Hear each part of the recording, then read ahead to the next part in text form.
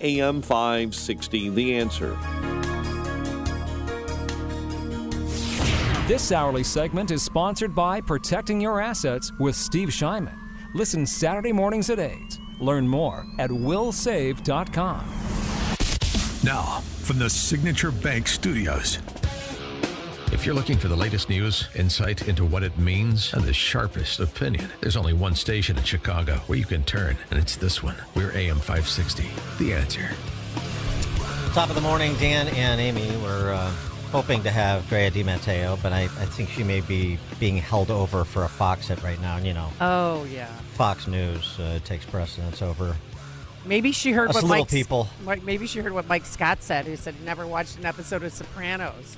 Frightened her away. Yeah. Possibly. Well, no, made her mad. She's like, I don't need to talk to them. Yeah, right. No, I don't think so. But one of the issues that I think animated her to be more public, if I'm remembering correctly, and I've seen her talk about this. So she has a podcast now too, I believe, is COVID. I think it was an animating issue for her to become more public. And there was this piece in the New York Times over the weekend that bears some discussion. The piece is entitled, "Thousands Believe COVID Vaccines Harm Them. Is Anyone Listening?" Well, we are, but not a lot of people are, including the New York Times. By the way, Berenson, our friend Alex Berenson, who we had on Friday, we talked to him, or maybe it was Thursday, but regardless, we talked to him, caught up with him about some of this stuff. He wrote on that that New York Times piece, and it's done by Apurva Mandavili, who was awful, just awful during COVID, and he reminded us, Dr. Vinay Prasad, who was very good. Apurva Mandavili is a terrible science reporter. Dr. Vinay Prasad's review of Mandavili, who wrote this piece in the New York Times. She pushed school closures through her quote-unquote reporting, talked incessantly about kids as possible super spreaders, tweeted that, quote, "Someday we'll stop talking about the lab leak theory and maybe even admit its racist roots." That's who you're dealing with Mandavili. Oh, we have Drea? Uh-huh. Oh, great. Well, let's, Drea Di Matteo, thanks so much for joining us. Appreciate it. Hi, how you guys doing? Sorry Good. I'm late. I no was problem. saying terrible things on Fox News. Yeah. Okay, well, now we're glad to have you say terrible things with us. I was just remarking that, correct me if I'm wrong, but my recollection is that one of the things that prompted you to be more public with your viewpoints is all the policies that were advanced during COVID, the lockdowns and the mandates and so forth. Am I right about that? Yes, you're 100% right. Are we on? Just so I know. Yeah, you're on. Yeah. We are. Oh, we're on. We're okay. Because I don't want to curse and say crazy stuff. Okay. Yes, that is what started the whole thing. I mean, I was always, I dabbled in a little bit of politics. I wasn't a fan of the Bush administration, but what I thought was interesting was how this felt like a continuation of that administration to a degree, and that's when I realized there's no red or blue. This is about me and you. This is about us having to stand together and not be divided and stand together and fight something that's way more evil and doesn't really even have a face half the time. So that's kind of where I'm at. Yeah, on I was just remarking about this New York Times piece about the vaccine injured, and there have been.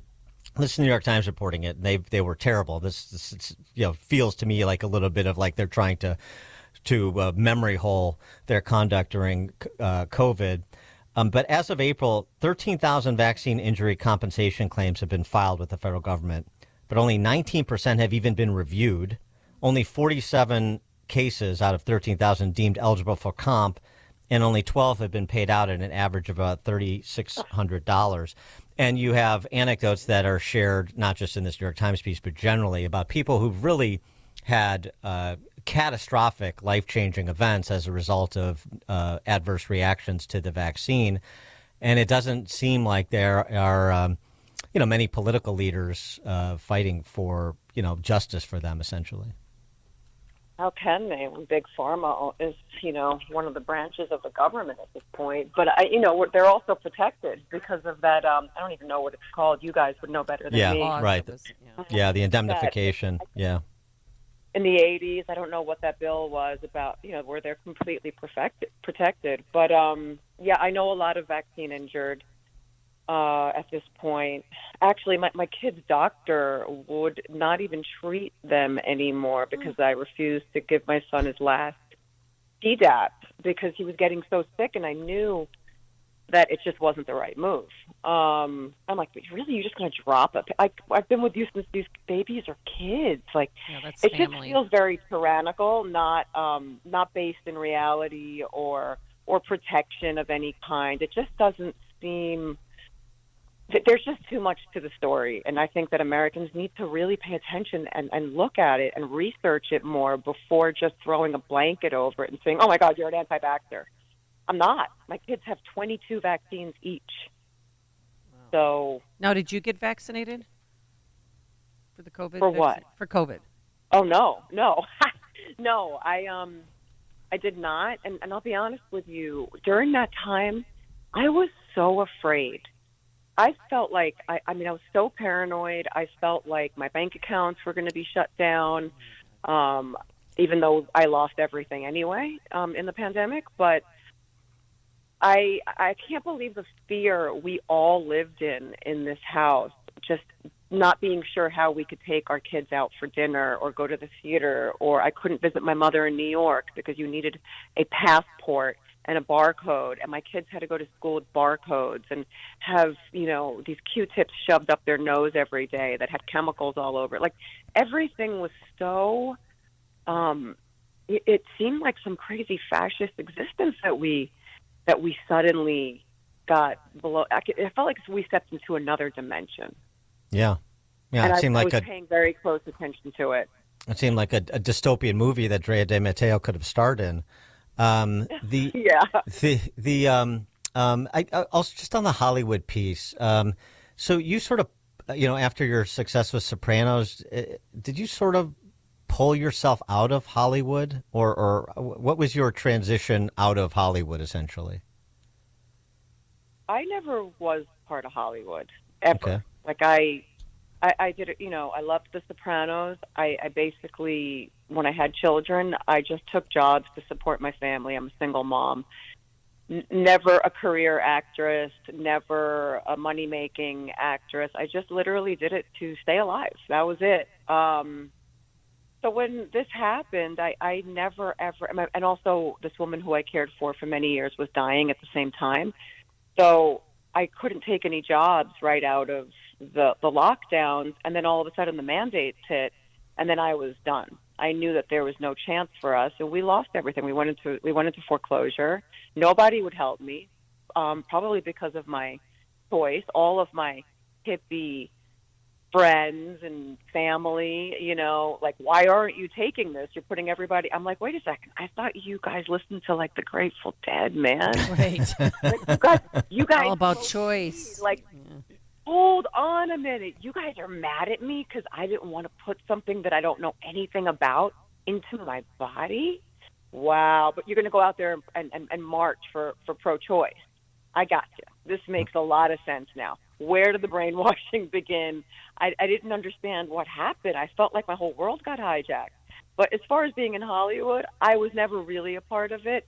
So to remove myself from it didn't mean anything to me except for my earning potential, which, I'm a 50-year-old, an actress in my 50s, early 50s. It's not like the jobs are just flowing in.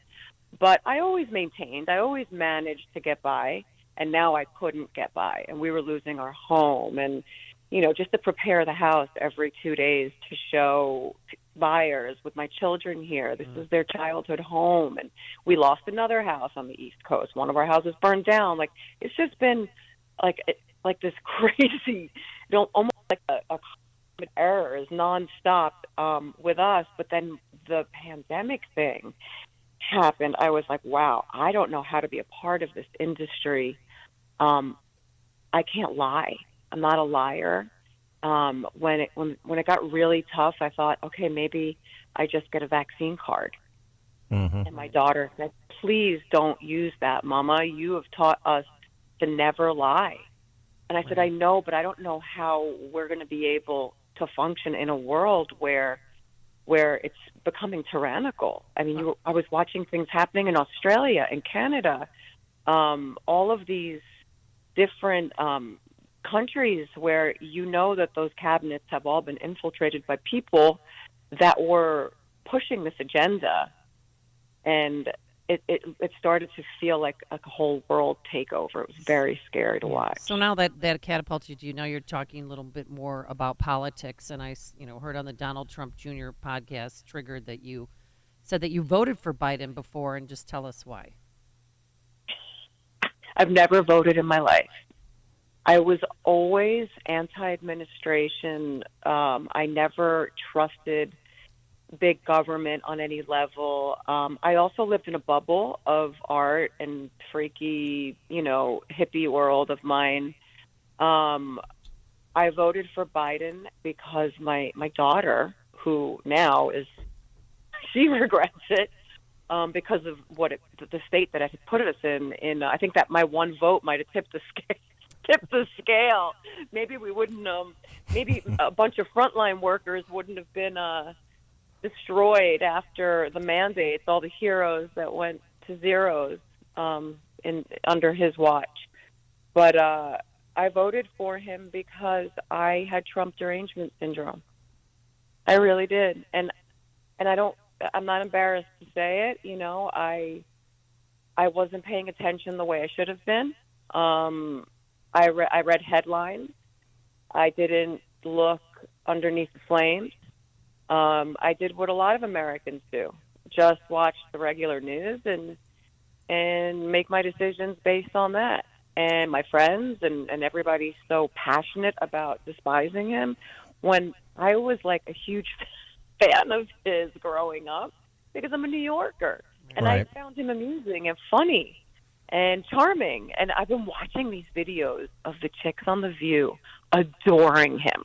And then now watching, that's the best, where Trump's rubbing Joy's shoulders and stuff. I just love it. It makes me it's so funny to me. Well, I had a moment of Trump derangement syndrome. I am accountable, but I wish more people could come forward and be accountable, because look, I don't think this celebrity thing that Biden's going to go for is going to work. It's a bunch of old actors who don't even have teenage children, and they're all just a bunch of rich dudes with security and people with guns protecting them. I mean, I don't think that these actors are going to be the thing that tips the scale anymore. But who knows? Maybe America is not ready to step up, which makes me sad. Do you stay in touch with any of the cast from Sopranos? Like maybe you could get Michael Imperioli to shed his Trump derangement syndrome. I mean, he was involved in your fictional murder. So I mean, something to do to pull him back. Look, I wouldn't be surprised if I'm running through the woods on my hands and knees one more time, where life imitates art. We joke around. We're going to make T-shirts for we have a T-shirt line called Ultra Free, and now we're definitely making one that has a big target on your back. On the front, it says, I stand by the truth. But do you stay in touch with anybody from Hollywood? Is there any friends that you retain from your time, as an actress? I don't really know many actors. A lot of the ones that I do, believe it or not, no one is supporting Biden at this point. Maybe Michael is, but that would be about it. I don't really speak to him, but I am in touch with a lot of the people from the show still, but mostly Robert I talk to, because Robert and Jamie, because we had podcasts and we go back and forth on each other's, but that's about it. And Aida, who's my favorite, she's my favorite of all time. But mostly the crew. I'm still friendly with the crew and people like that. And we're having a big reunion in Tribeca at the Tribeca Film Festival in June. I guess the last person I was in touch with was David Chase. So, and that's my godfather right there. And here's the thing: I don't care what people's political views are. They can believe whatever they want to believe. I can sit at dinner table with you and love you to pieces. I don't care. But a lot of people don't feel the same way. The political views has become a religion. It's like a cultural revolution of sorts, and it's not okay. Like, we have to be able to disagree and love each other, man. Like, who cares? Drea, that's what our whole brand is about bringing people back together and holding hands and saying, we're not going to take this BS. It's ridiculous. They want to divide us. And the brand is ultra free, and the website is ultrafree.co. Yes, sir. Ultrafree.co if you want to pick up some of Drea DiMatteo's T-shirts, new line. I'm watching the scroll of them right now. Some very entertaining, provocative, borderline aggressive messaging, but I like it. Very good. Aggressive. It's a little. Well, you got to protect yourself, man. Absolutely. You got to protect yourself with God. We got to exercise our amendments and our Constitution and protect all of it. Drea DiMatteo, the new clothing line, Ultra Free, ultrafree.co. Drea, thanks so much for joining us. Appreciate your time. Thanks for having me. Thank you. And she joined us on our turnkey.pro answer line. You're listening to Chicago's Morning Answer with Dan Proft and Amy Jacobson on AM 560.